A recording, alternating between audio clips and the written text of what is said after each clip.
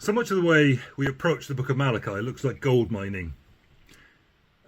When I was a child, I used to spend time on a beach, and one of the ways we whiled away the day was to go looking at pebbles.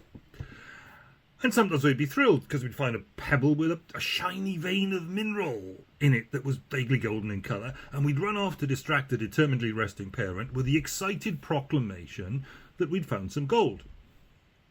You'd pick your pebbles by colour, reflectivity, you'd put them in a little plastic bucket like treasure, and you'd take them back to wherever you were staying, and you want to keep them.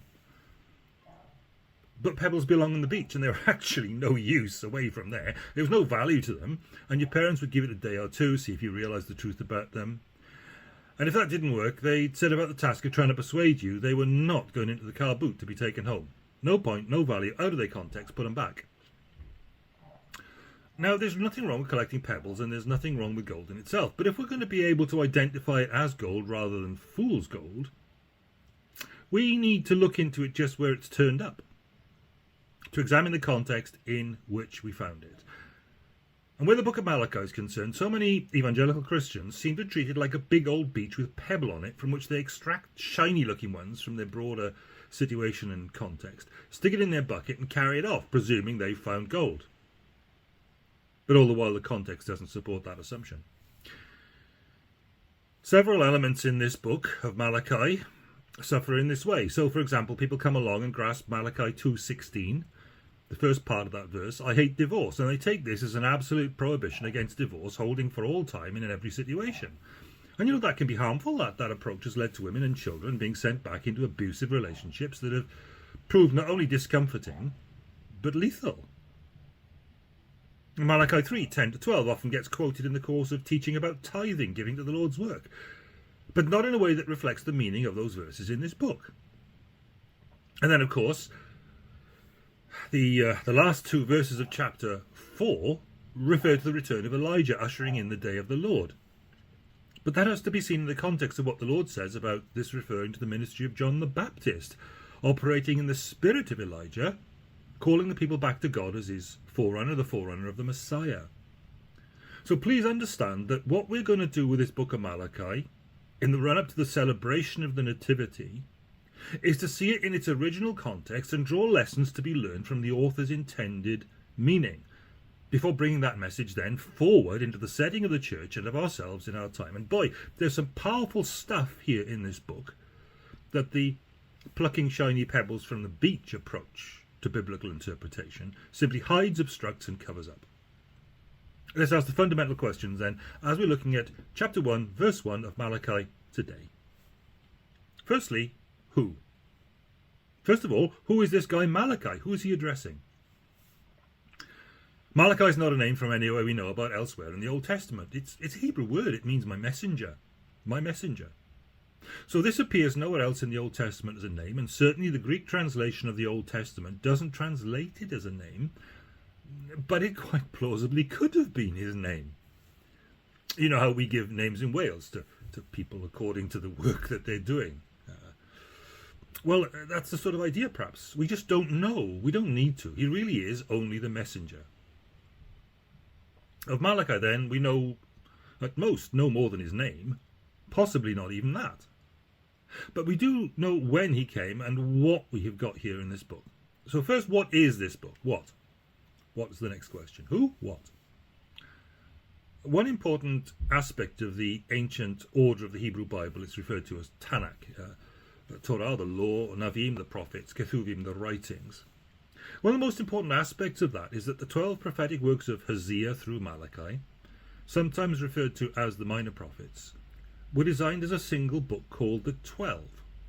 And Malachi is the final book of the 12. That's not an indication of when the events of the book took place. We'll come to that later. At this point, we need to ask what this book actually is, because the author makes a lot of that in Malachi 1:1. Firstly, it's an oracle, we're told. An oracle. This word here, oracle, gets discussed a fair bit. The Hebrew word masah means an utterance, an oracle. It's developed from the word meaning a burden. A burden. Some translate it a pronouncement. It arises from that slightly different word meaning to lift up. And for that reason, there are those who suggest the idea is to lift up the voice and speak out, often used in the Old Testament for delivering an unwelcome message to the people. I guess that's where the burdensome bit comes in. And it's a burdensome responsibility to do this, and it involves conveying a message that comes sometimes as a burden to the people it addresses. This oracle, then, it's described for us further here as word of the Lord. This book of Malachi is not a matter of Malachi lifting up, carrying the burden of his own voice, shouting his own stuff. Because of this further description, the oracle is actually the word of the Lord.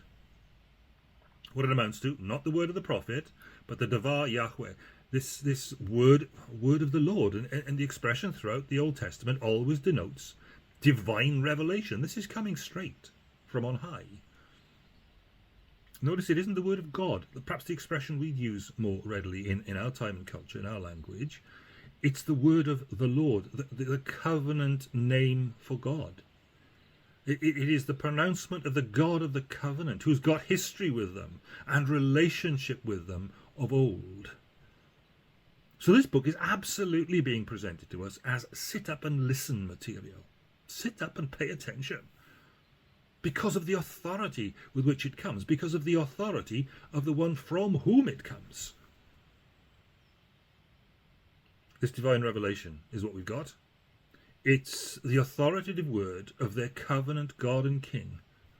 And furthermore, that word is addressed, directed in a focused manner at a specific named group of people. What is it? It's an oracle. It's the word of the covenant-keeping God to Israel. Malachi is presented to us then, this book, as the covenant God speaking directly to his covenant people. It's the Lord's word to Israel. Now, without getting too bound up in this, by the time Malachi was written, the distinction between the northern kingdom of Israel and the southern kingdom of Judah has been consigned to history. And this name, Israel, had reverted to describing all the descendants of Jacob drawn from all 12 tribes of the Old Testament people of God, or at least those who had returned to the land of Palestine. And the language and the people engaged in the interactions in this book are clear, directly spelled out. The person running between them with the message is Malachi. It's an oracle. It's the word of their covenant-keeping God to Israel, the covenant people, through Malachi. It's saying here, it's all those things we've just heard, by the hand of Malachi. Almost as if he's been given an envelope to come with, and it's so directly from God that he's just bringing the envelope. You get the same expression in, for example, Haggai chapter 1 verse 1, and also in Haggai chapter 2 verse 1. It emphasizes the prophet is just a human instrument, a go-between figure carrying a communique that he just passes on. And that fits in well with the way this book works out, so much of it consisting of God addressing direct speech to the people through Malachi. So there's the who and the what. Now here's the when, and this is very important if we're going to understand the message of this book and its relevance to us. Here's the background against which this message is being delivered. When? Okay, so Malachi clearly lived in Judah after the return from the exile in Babylon, which then became run by Persia. And we know that because of the reference in chapter 1 verse 8 to the governor as the person who in those days was there in that geographical location as the representative of the Persian Empire. You see, the temple had been rebuilt by the time Malachi was ministering, and that temple was completed in 515 BC. You've then got to allow some time for the things described in this book in the people's behaviour to have developed after the rebuilding finished. And that takes us to the general reckoning that Malachi lived about 60 or 70 years after the Israelites had returned from Babylonian exile. So he's roughly about the same time as Ezra and Nehemiah. And his message was directed to the people who'd been living in Jerusalem for some time now.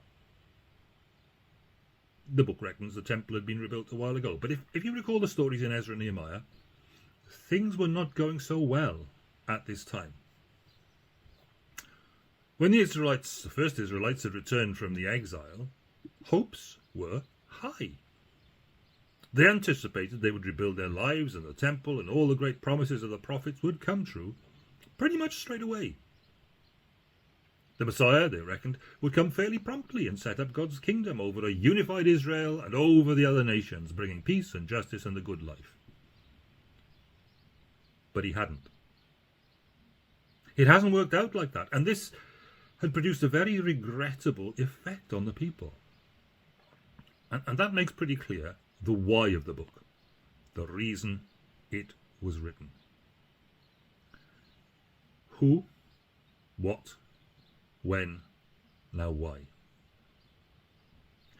Frustrated by the wait for what they'd expected to see promptly from God, the Israelites, who repopulated the city of Jerusalem and the surrounding territory after the exile, those Israelites proved to be just as unfaithful to God as their ancestors had been before the exile to Babylon.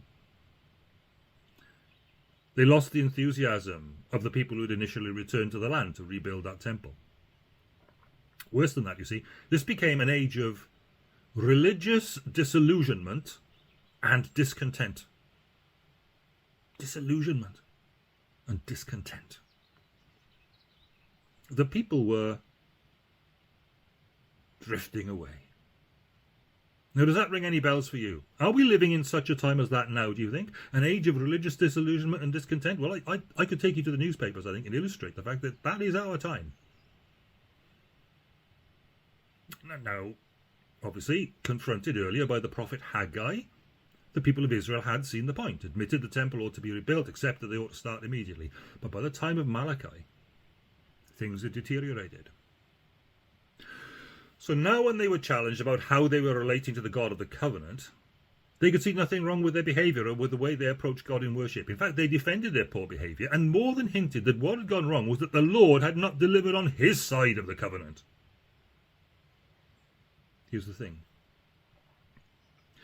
This had become a time of advanced religious cynicism. The temple had been built, but where were the crowds that were supposed to come flocking to it from all the nations as they felt they'd been promised? See Zechariah 8, 20-23. There were some pretty good promises made to Zerubbabel about the shaking of the nations in Haggai chapter 2. But in apparent defiance of those, their land was still economically and politically on the back foot. What about the great return of lots of Jews coming back from the dispersion to repopulate and build the place, as in Zechariah 8, 7-8? As Nehemiah 7:4 shows, it really hadn't worked out like that yet. And perhaps worst of all, the way they saw things, they were still in effect living under Persian overlords and not technically all that free. So, considering all those things, it's John L. Mackay who suggests in his commentary that to these Israelites things looked pretty discouraging. They had expectations, you see, and they weren't met. Mackay says, they felt they'd done their part for God, but he had not responded as he had promised. And as a result, they thought the way to get on was to ignore God and get what they could for themselves. We read about that in Malachi 3, which we'll come to in due course. Now, as a result of all of that, as a direct consequence of their falling into religious cynicism, their conduct deteriorated. And Jerusalem became a place of poverty and injustice once again, as it had been before all the learning that had to take place during the exile. In the book of Malachi, we find out just how corrupt this new generation had become because of their growing spiritual cynicism. So Malachi sent, firstly, to expose and then to counter the skepticism and the behaviour, the disobedience to God that was on show in Jerusalem. See, it's not just about those little golden nuggets, fool's gold perhaps, that we pull out of their context and try and take home in our bucket. There's a lot going on here we need to understand to see the relevance of all of that to the times in which, arguably, we are living now. Well, how does all this happen? Who, what, when, why? how? We're looking here at the structure of the book because structure, big structure, large structure, gives you a clue to meaning in this sort of literature. The book's designed then as a series of disputes or arguments. The people are arguing back with God, and well, it's typical of the situation that the book then should be organised, arranged as a set of disputes or arguments between the people and God. Most sections begin with God saying something or making a claim or an accusation. And that's then followed by Israel disagreeing or questioning God's statement. And then finally God responds and offers the last word on the matter. And that pattern repeats itself 6 times. 2 groups, 3 disputes each, 6 disputes altogether. In the first 3 disputes, chapters 1 and 2, God exposes Israel's rebellious and poor choices. The first 3 expose, and the final 3 confront the people. So in that first group of exposure then, the first dispute starts as God says he still loves his covenant people Israel despite their failures. And Israel rudely says, "How have you shown us love?" Well, we'll see how that goes next time. And the second dispute then exposes a problem with Israel's second temple. God accuses the people of despising him and defiling that temple, while the people fire back, "How have we despised you?" And God responds by focusing on how the people are bringing shameful offerings of sick and blemished animals. It shows they don't value or honour their God in their hearts. And in the third dispute, final one in the first group, exposing things, God accuses the Israelite men of treachery against him and their own wives. And of course they deny that, so God exposes that toxic combination of idolatry and divorce that was taking place. That's the first group of 3. And then it brings us to the second group of disputes. And that begins with the 4th dispute in the list, Malachi 2:17. And that begins with the Israelites accusing God of neglect, saying, "Where is the God of justice?" All of this rings so true with stuff we're hearing and seeing in our world, in our contemporary society. See, those people reckon they're seeing injustice and corruption abound, while God, they think, seems to do nothing. But God responds by saying he will send a messenger who will prepare the people for his personal return on the day of the Lord. And that day of the Lord is going to come like a fire, to purify his people and to remove idolatry, sexual immorality and social injustice, so only the faithful remnant is left to become his people. It's not that God's doing nothing, you see. This is what's coming, boys. It's coming down the pipe. It's on the way. You won't like it necessarily, unless you're part of God's faithful remnant of people.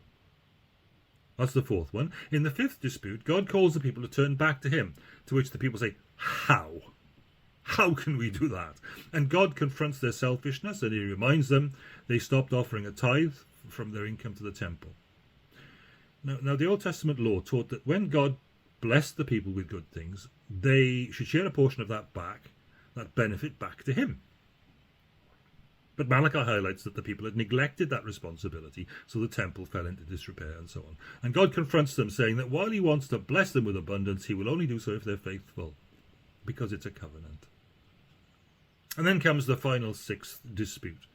The people accuse God, saying it's pointless to serve him. Oh, that sounds relevant, doesn't it? They observe wicked, prideful people succeeding in life all the time, but God seems to do nothing about that. And the response to all that, for the first time in the book, is not a speech from God, but a short story. And it's a short story about the faithful remnant in Israel, who still fear the Lord and love to talk together about how to honour and serve him. Now there's the broad overview of the disputes, and I plan to be unfolding those disputes over the coming weeks, show what they've got to teach us in our era of religious skepticism and disillusionment. But for now, let's just say the overall impression you get from reading these disputes is that the exile had fundamentally not changed anything in the people at all. Their hearts are as hard as ever. Their hearts are not changed.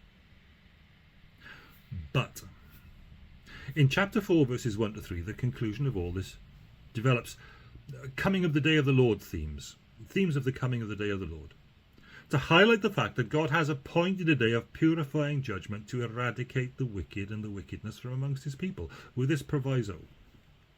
There is still a future for the faithful remnant of his people who are in the land, living through these times, but doing so faithfully.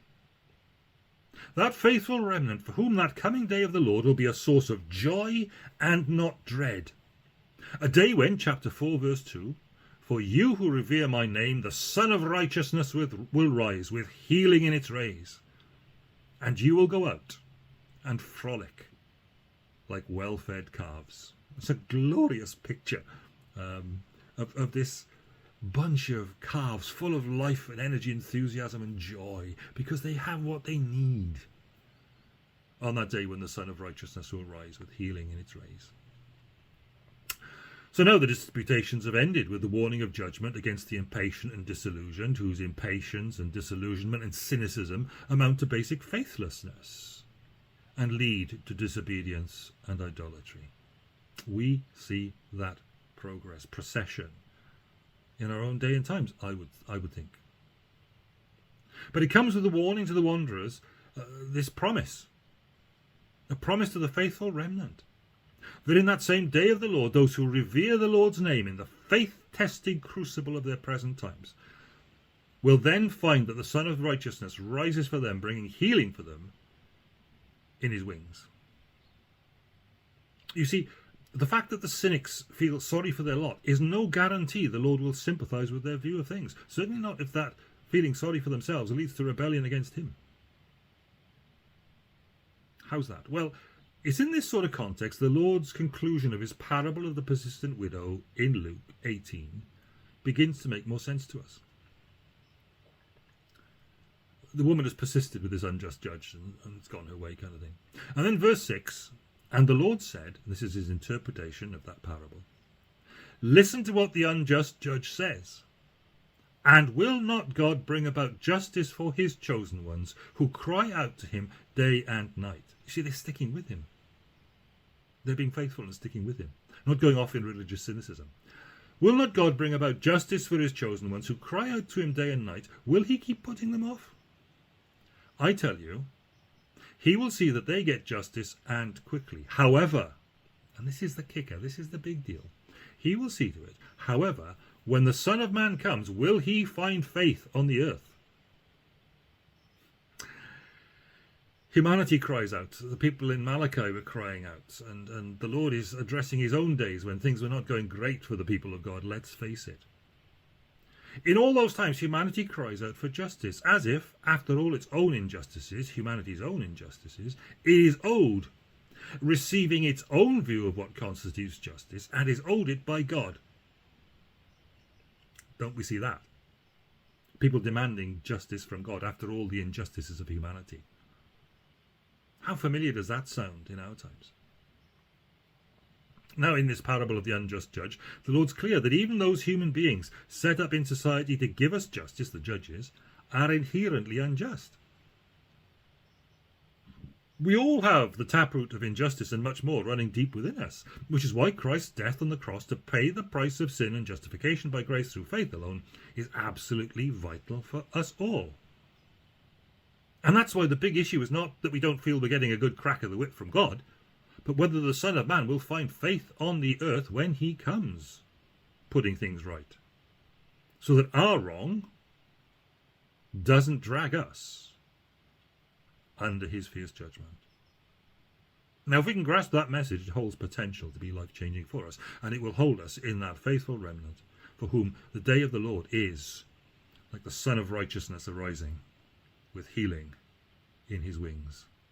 But this religious cynicism, nurturing disillusionment, is death to that hope. Conclusion. Malachi's conclusion comes in what some have described as an appendix. It's not. It's very much to the point. Chapter 4, verses 4 to 6 says this, remember the law of my servant Moses, the decrees and laws I gave him at Horeb for all Israel. See, I'll send the prophet Elijah to you before that great and dreadful day of the Lord comes. He will turn the hearts of the parents to their children and the hearts of the children to their parents. Or else I will come and strike the land with total destruction. Well, there's the thing, you see. There's what's coming. And there's the statement, if you like, of what we've been working towards and what's been going on across the face of the book. This passage at the end there of Malachi 4:4-6, it comes as a piece of unequivocal, direct speech from God. And its message is for God's people whose faith has been poisoned by jealousy and disillusion, and who have given way to cynicism, skepticism, and rebellion. And the direct speech delivers God's counsel in days also just as these. God says, take your imaginings and your spiritual depression in hand and get back to the law, Moses, and the prophets, like Elijah. And God then promises not that the great and dreadful day of the Lord will not come, because it must, but that before it comes he will send one in the power and in the spirit of Elijah, the great prototypical prophet, who called the people back to the law and the covenant that regulated their relationship with God. That which they and Malachi's hearers had violated, and which their disillusioning experience was the fruit of. They'd got away from the book. But then Elijah will come for a very explicit reason. The purpose he's sent for is intent on being thoroughly restorative of the damage cherished disillusionment has done to these people. He will turn the hearts of the parents to their children and the hearts of the children to their parents, or else he'll come and strike the land with total destruction. Again, going to Luke's Gospel, and there you'll find the words of the angel of the Lord to John's father Zechariah, way back in Luke 1:13 following. Your wife Elizabeth will bear you a son, and you are to call him John. He will be a joy and delight to you, and many will rejoice because of his birth, for he'll be great in the sight of the Lord. He is never to take wine or other fermented drink, and he will be filled with the Holy Spirit even before he is born. He will bring back many of the people of Israel to the Lord their God. And he will go on before the Lord in the spirit and power of Elijah to turn the hearts, get this, reflecting Malachi 4, to turn the hearts of the parents to their children and the disobedient to the wisdom of the righteous, to make ready a people prepared for the Lord. Well. The lesson of Malachi then is this: in days of spiritual depression, giving rise to disillusionment, religious cynicism, and charging God with unfaithfulness and injustice, days then like ours, firstly, says Malachi, get back to the book. Heed the law, Moses, which should regulate your relationship to God. Secondly, heed the prophets, the people sent by God's grace, who call you back to living faithfully again in the light of the book, in that relationship with God that you were made for. And then thirdly, watch prayerfully for his sending of powerful days of spiritual renewal for the faithful remnant that he will call out from the theoretical body of his people. And that's the point, and that's the purpose of the book of Malachi. And that's the brief summary of what it says. To days like the days of its readers, and to days of spiritual depression and declension, days of disillusionment and turning from God, just like our own.